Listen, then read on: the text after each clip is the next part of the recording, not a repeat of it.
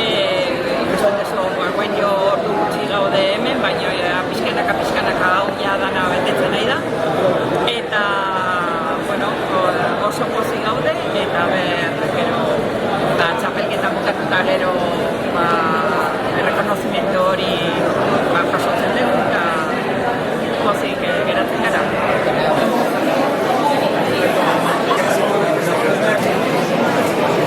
Pixka bat, aztai gaztatik bizitzen ari geha, pixka eta jardura hondiz,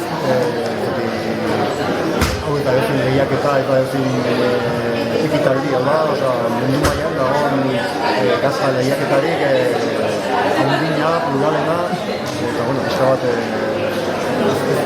mundu mailan potentena. Gaina berez Arte britanikotan, Inglaterra, Irlanda, zonautan egiten da beti, hortik ez da irteten, bere historian, lehiaketan historian bi aldiz bakarrik irten da, lehenengoa Kanariasa joan zen, eta bigarrena onurtza etorri da.